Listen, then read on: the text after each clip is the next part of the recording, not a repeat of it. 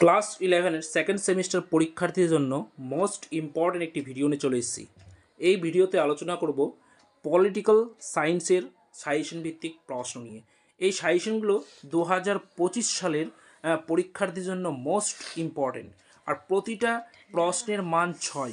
তো তোমাদেরকে বলবো যে মান 6-এর জন্য কি কি প্রশ্ন পড়তে হবে সেইগুলো তোমরা পরপর দেখে নাও, প্রয়োজন খাতার মধ্যে লিখে নাও। দেখো, তোমাদের যে মান 6-এর প্রশ্নগুলো থাকবে, সেই মান 6-এর প্রশ্নগুলো প্রথম, তৃতীয় এবং চতুর্থ অধ্যায় থাকবে। তো তোমাদেরকে বেশি তোমাদের যেগুলো অধ্যায় আছে তার মধ্যে শুধু প্রথম, তৃতীয় এবং চতুর্থ অধ্যায়টা থেকে মান 6-এর প্রশ্ন পড়ে রাখলেই হবে। এটাই তোমাদের সিলেবাসে দেওয়া আছে।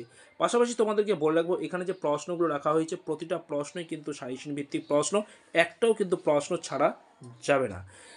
পাশাপাশি তোমাদেরকে জানিয়ে রাখি, যদি তোমরা ভূগোল এবং পরিবেশবিদ্যা বিষয়, পাশাপাশি ইতিহাস বিষয় সাজেশনগুলো না দেখে থাকো, তাহলে বলো প্লেলিস্টে যাও, সেখান থেকে সাজেশনগুলো দেখে নেবে এবং ভালো করে প্রতিটা সাজেশন ভিত্তিক প্রশ্নের উত্তর পড়ে রাখবে। তাহলে দেখবে তোমরা প্রত্যেকে কিন্তু 100% কমন পেয়ে যাবে।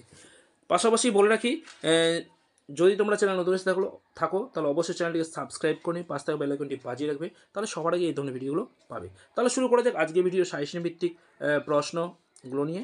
দেখো 1 নম্বর প্রশ্ন হচ্ছে গিয়ে স্বাধীনতার রক্ষা কবচগুলি আলোচনা করো। 2 নম্বর প্রশ্ন আইনের উৎসগুলি লেখো। 3 নম্বর প্রশ্ন ক্ষমতা স্বতন্ত্রীকরণ নীতির পক্ষে ও বিপক্ষে যুক্তিগুলি দাও। 4 নম্বর প্রশ্ন নেই স্বাধীনতা ও সাম্যের পারস্পরিক সম্পর্ক আলোচনা করো।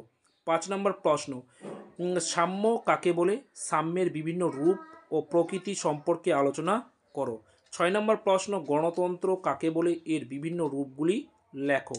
7 নম্বর প্রশ্ন গণতন্ত্রের বৈশিষ্ট্যগুলি লেখো। 8 নম্বর প্রশ্ন ক্ষমতা স্বতন্ত্রীকরণের নীতির পক্ষে বিপক্ষে যুক্তিগুলি দাও। 9 নম্বর প্রশ্ন প্রত্যক্ষ ও পরোক্ষ গণতন্ত্রের মধ্যে পার্থক্যগুলি লেখো। 10 নম্বর প্রশ্ন গণতন্ত্র ও একনায়কতন্ত্রের মধ্যে পার্থক্যগুলি লেখো। 11 নম্বর প্রশ্ন কর্তৃত্ববাদের বৈশিষ্ট্যগুলি লেখো। 12 নম্বর প্রশ্ন স্বামী বিবেকানন্দের সামাজিক ও রাজনৈতিক সংস্কারগুলি সম্পর্কে আলোচনা করো।